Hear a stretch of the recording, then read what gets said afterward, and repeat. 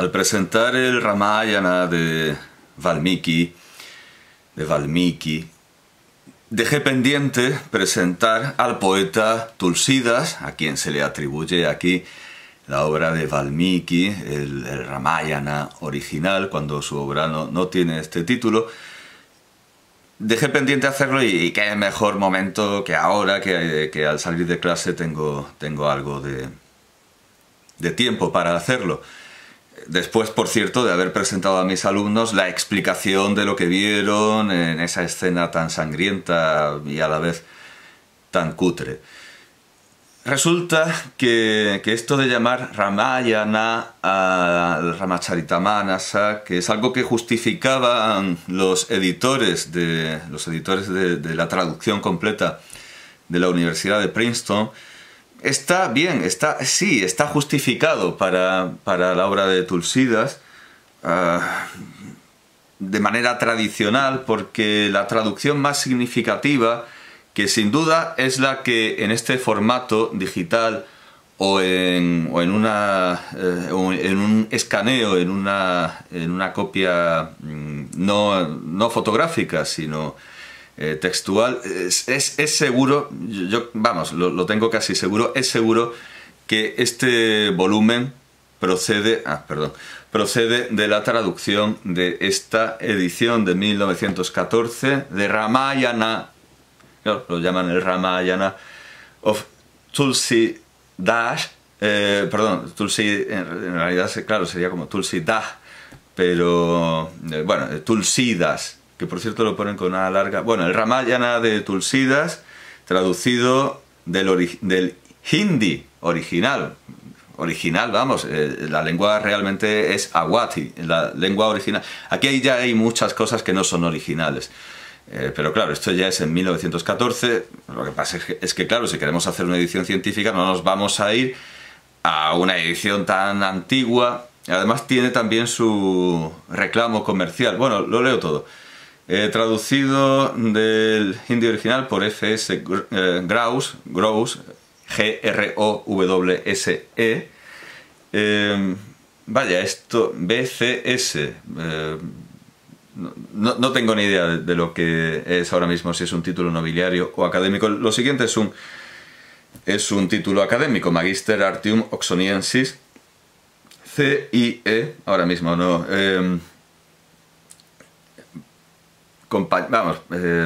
Personal de la Universidad de Calcuta, Fellow of the Calcutta University, sexta edición, revisada y corregida, y aquí viene el reclamo comercial.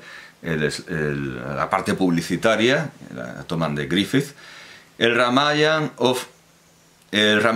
de Tulsídas es más popular y más honrado por el pueblo de las provincias noroccidentales que la Biblia por las clases correspondientes en Inglaterra. Es decir, que las clases altas de las provincias noroccidentales veneran más noroccidentales de la India veneran más el Ramayan de Tulsídas que los ingleses la Biblia, lo cual no creo que sea muy difícil. Está publicado en Allahabad por Ram Narayan Lal, editor y librero, en 1914, y costaba 3 rupias. Costaba 3 rupias en su momento. Bueno, está en archive.org y se puede leer entero sin ningún problema. Viene el texto hindi, no Awadhi, y esto es la introducción. Y la traducción, o eso creo recordar. No, todo esto es introducción. A ver, tiene 730 páginas, así que esta traducción tiene, vamos a ver, 627. Y sí, viene el texto en inglés, que es lo que han traducido, y me parece que solo en inglés. Sí, es que no hay espacio para tanto. Y es un resumen, efectivamente, todo esto es un resumen. Bueno, estoy muy al principio, supongo. Bueno, que me queda poca duda de que esto vendrá de aquí. Está cargándose, son cosas que tiene. esperemos, esperemos. Esto los libros de papel no lo hacen. Tenernos esperando y luego para darnos una imagen deforme. Y, bueno, en fin, evidentemente una publicación de 1914 que por supuesto enlazaré, no es la más adecuada para hacernos una idea de Tulsídas, su obra, etcétera, etcétera. Tengo aquí la Enciclopedia de la Literatura India, el último volumen que es Sasai a Thorgot. Y naturalmente voy a buscar la T de Tulsídas. Está publicado por la Sahitya Academy de Nueva Delhi. Está publicado en Nueva Delhi. Y vamos a buscar a Tulsídas y especialmente para buscar una cosa que me preocupó especialmente porque creí que podía llamar a equívoco cuando me puse a hablar del terminus ad quem y de las fechas de composición del Ramayana que eran incompatibles con que hubiera maíz. Pero claro, por supuesto, Tulsídas es posterior, pero aún así la época que retrata Tulsídas sigue siendo la misma que la retratada por Valmiki, por lo tanto la presencia de maíz es completamente extemporánea. También obvié hacer algunas consideraciones sobre el Ramayana que podrían ser válidas aquí, porque la historia es la misma, lo único que cambia es el esfuerzo lírico y algunos detalles y sobre todo una mayor conciencia religiosa, alegórica, espiritual, interpretativa, pero bueno, la historia es la misma y puedo añadir aquí que quizá debería haber señalado algunos de mis pasajes favoritos, como por ejemplo cuando Hanuman, el dios mono, le mete fuego al palacio de Ravana con el rabo, que recuerda mucho a las aventuras de Sun Wukong, el rey mono chino, el mono del viaje al oeste, y de la tradición popular china, cuando arma el jaleo en la residencia de los dioses, pues aquí igual, Hanuman, como a las zorras de Sansón, se le prende fuego el rabo y al final abrasa todo el palacio, le mete fuego a todo el palacio. Es una barbaridad, desde luego, porque refleja la invasión de un pueblo con excusas completamente fantasiosas, pero si nos ponemos a juzgar, como en ese relato de Akutagawa, donde cogía un cuento popular, el del cangrejo y el mono, y lo llevaba a juicio y desde luego el resultado no era ni moral, ni legalmente, ni judicialmente el propuesto por la fábula, los buenos no eran los que el cuento tradicional dice. Este cuento de Akutagawa tiene también una especie de recreación, no sé si consciente o no, en un capítulo de Rick y Morty cuando trepan por la planta que sale de las judías mágicas, llegan donde está el gigante y efectivamente lo que hace el Jack del cuento es un giganticidio completamente injustificado y es un auténtico crimen. Claro, como él tiene una casa más grande, pues es legal, está moralmente justificado el asesinarlo. Bueno, pues evidentemente eso de quemar el palacio de Ravana es la imagen de una invasión, pero además es que, como dije, la primera ofensa, no la comete Ravana, sino Lakshmana, cortándole la nariz y las orejas a su hermana. Bien, pues claro, estaba hablando con el dedo metido en una página al azar de la T, como si esto se buscara solo, pero claro, claro, esta es la diferencia con lo automático. No sé si esto se habrá cargado ya. Si sigue viéndose esto ya... No, sí, algo... Vale, pues eso, sí, esto es ya la página 86 y bueno, sí, es traducción inglesa. La página 86, ¿no? Yo quería ir mucho más lejos.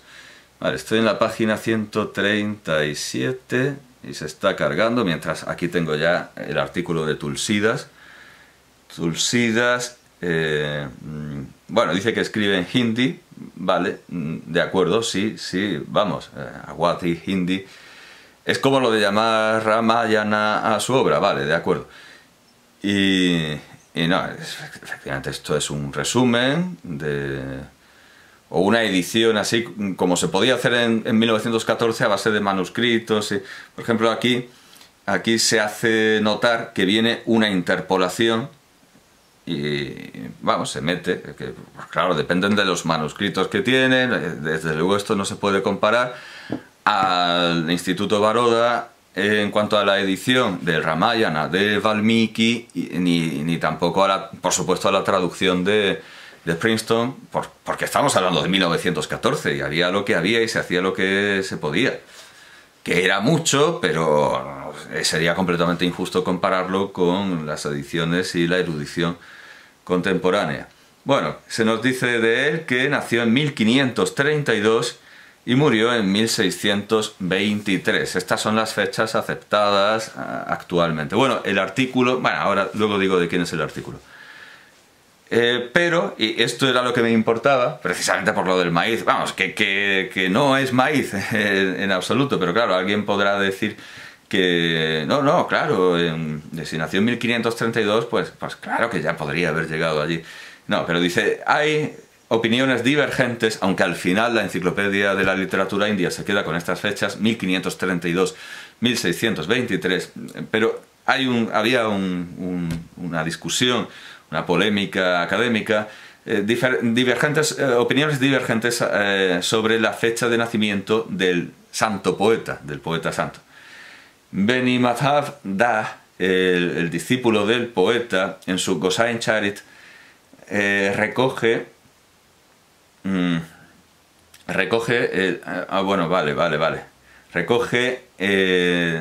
el Vikram Samvat de 1554, que en nuestro calendario sería 1497.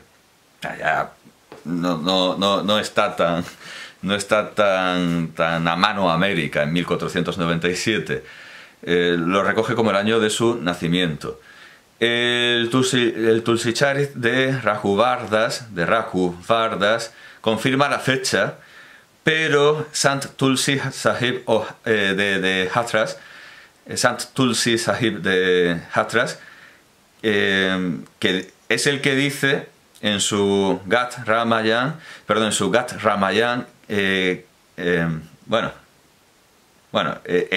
que es Sant Tulsi Sahib de Hathras, el mismo, al igual que se ha dicho de Tulsidas, que es la reencarnación de Valmiki. Bueno, pues este Sant Tulsi Sahib de Hathras, él dice que es la reencarnación de Tulsidas. Así como se dice de Tulsidas que es la reencarnación de Valmiki, este señor decía que era la reencarnación de Tulsidas, pues ¿por qué no? Bueno, pues él dice, y claro, con la autoridad, si era yo, si yo me acuerdo, si yo era Tulsidas. Bueno, pues este dice que nació en el año 1500, en el año 1589 de la era de Vikram Samvat, pero en nuestro 1532. Curiosamente, claro, hemos dicho que ahora se acepta 1532, porque, no sé, a lo mejor se acepta el argumento de autoridad de si era yo en otra vida, y ¿quién lo va a saber mejor? Bueno, Mataprasad Gupta confirma la fecha a base de unos cálculos astronómicos y Grierson acepta su visión. O sea, cálculos astronómicos, era yo antes de reencarnarme. Bueno, tampoco hay que echar las campanas al vuelo con estos argumentos, desde luego. Esto ya es más interesante. La evidencia interna también indica que Tulsidas nació en el año 1532 de nuestra era. No sé si por evidencia interna puede referirse precisamente a cosas venidas de América, pero no lo creo, lo dudo mucho. Vamos, es que no, el que haya maíz en esta pseudo traducción se debe única y exclusivamente a un desconocimiento de la lengua inglesa y a traducir corn por maíz. Tulsídas tuvo que luchar, tuvo que trabajar duro, tuvo que luchar duro desde su más temprana niñez. Sus padres lo abandonaron porque nació bajo el signo de una... Esto es una canción de... Esto es una canción de Johnny Cash. No es suya, pero la cantaba. Pero sí, que nació bajo una estrella ominosa, bajo una estrella... Bueno, bajo una mala estrella. Concreta, sí, Mulnakshtra.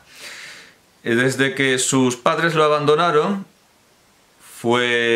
cuando sus padres lo abandonaron, fue llevado a Baba Narhari Das, a quien Tulsi llama su preceptor, claro, porque nos cuenta su vida, no en esta versión breve, sino en la versión en 5 volúmenes, que es la más común. Y supongo, a lo mejor tampoco en la de 1914, pero bueno, puede que... No he mirado estos detalles autobiográficos. Se casó con Ratnavali, hija de Dinabantu Pathak, a quien amó intensamente. Una vez castigado por su... No, perdón, una vez... bueno...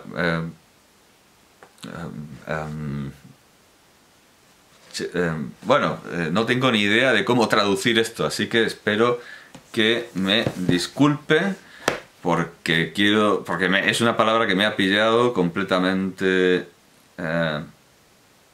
impreparado.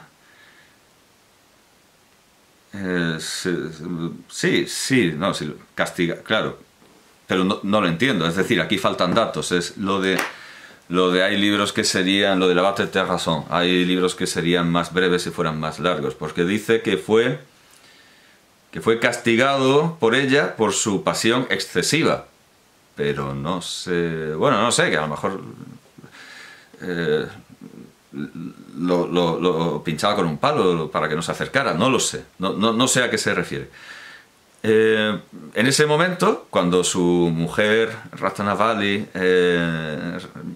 lo castiga por su excesiva pasión, renuncia al mundo y se convierte en un devoto del señor Rama, lo cual, bueno, pues es perfectamente consecuente y congruente con haber escrito una nueva versión del Ramayana.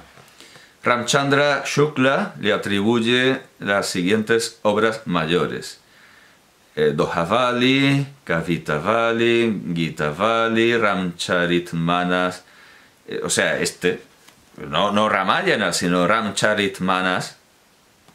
La A que está en sánscrito se la comen en hindi. Y Vinaya Patrika. Estas son las obras más largas.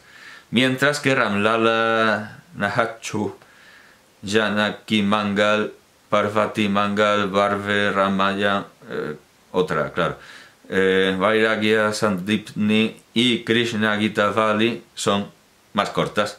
Shiv Singh Saroj ha mencionado 10 obras más y Kashinagari Pracharini Sapa añade a estas otras muchas.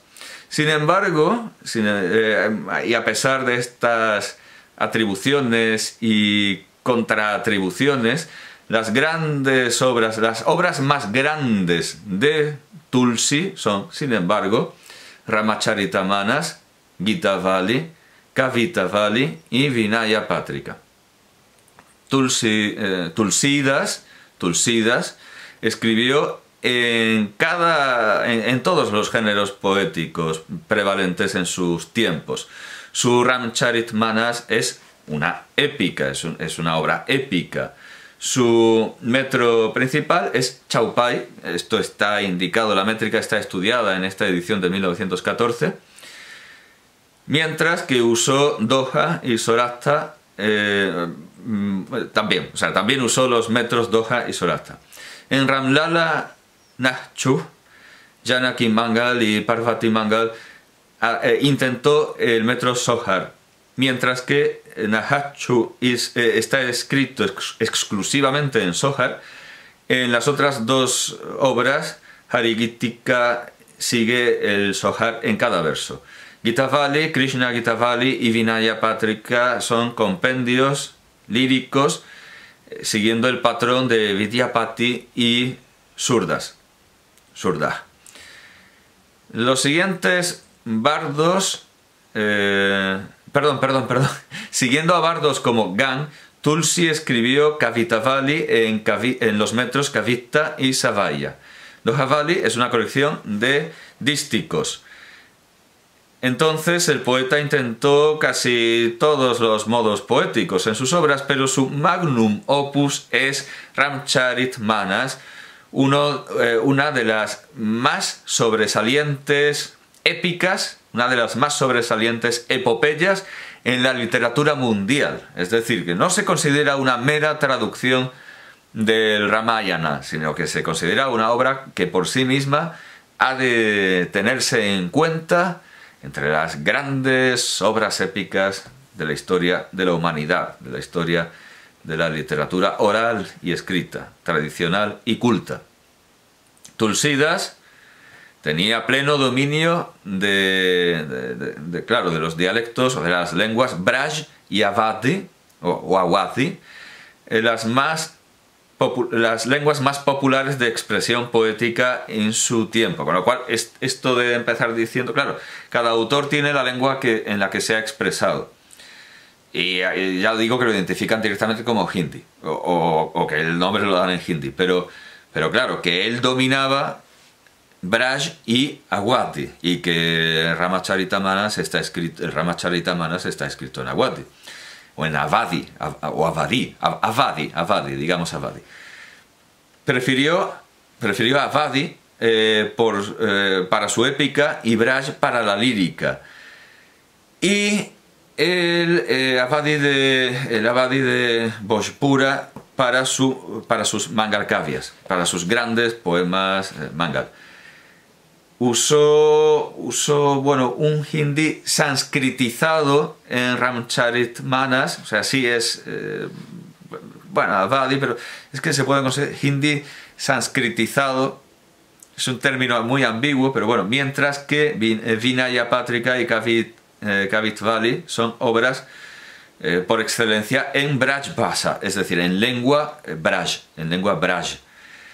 Un poeta devocional dedicado a la adoración, a la bhakti, a la devoción, de Rama.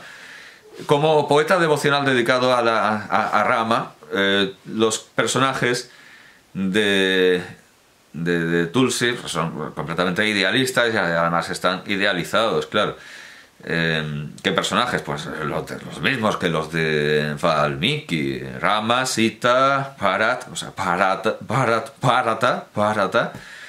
Shatrughna, Hanuman, Sugriva, todos ellos son patrones de virtud, pero incluso, claro, por eso digo que es una obra en la que la sensibilidad ha aumentado, es como decía nuestro Azorín del Quijote.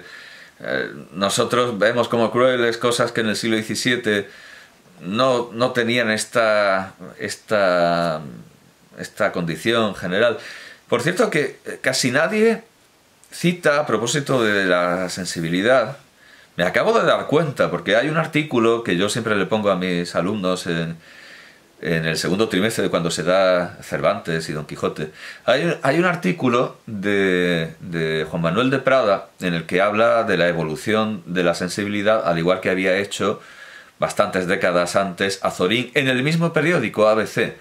Y Juan Manuel de Prada cita a todos aquellos que han dicho o que se han planteado el problema de la crueldad del Quijote frente a nuestra sensibilidad moderna, que nosotros no nos reiríamos de cómo le pegan una paliza a un pobre viejo. Y asombrosamente no cita a Azorín, pero cita a casi todos los autores que se han ocupado del problema, desde el conde Gobineau hasta Paul Auster, pasando por George Santayana y otros muchos. Es un artículo bastante correcto y veraz en su tesis. Estoy de acuerdo con ella, que además es la de Unamuno. Creo que Don Quijote es una obra cristiana y Don Quijote representa la imitación de Cristo, también en los palos y en las vejaciones, etc.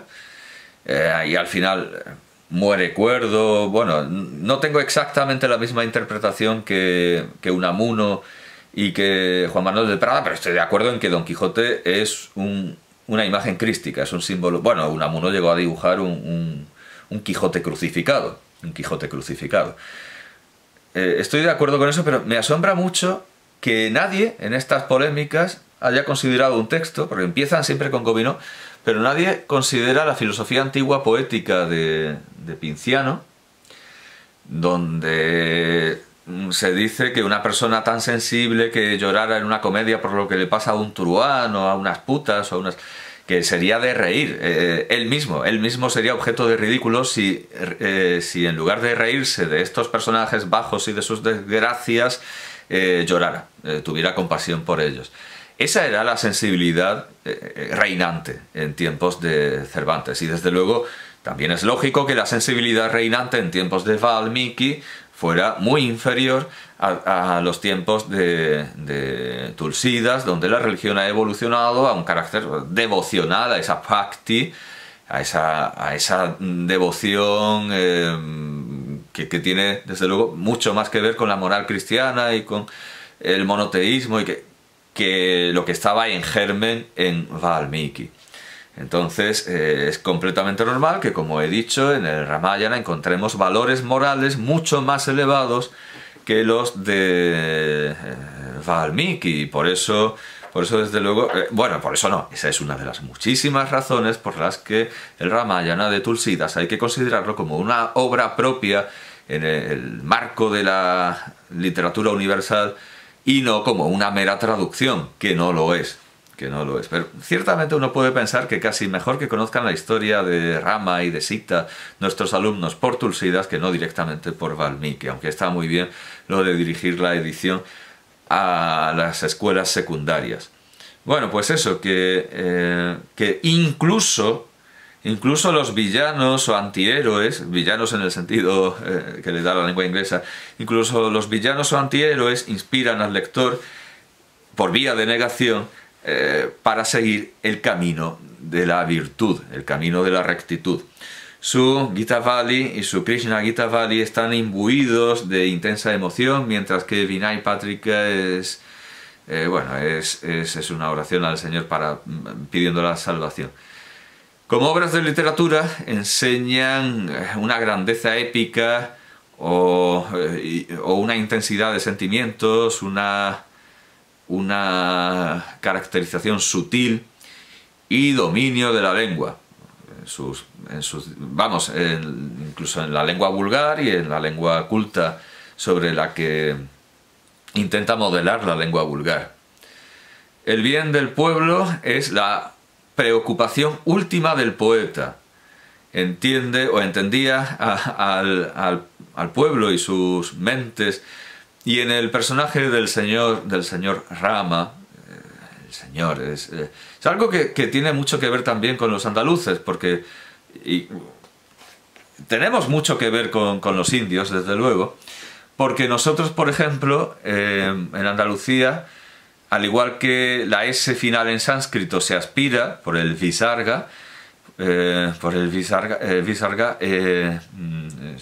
aspiración por el visarga, los dos puntitos que se ponen al final, en Devanagari, en otros sistemas pues evidentemente tienen otras representaciones, pero esa aspiración de la S final también está en Andalucía, y desde luego en Sevilla está como tal aspiración, mientras que nosotros en Córdoba, en Andújar, no aspiramos, sino que abrimos la vocal, pero los sevillanos sí que aspiran.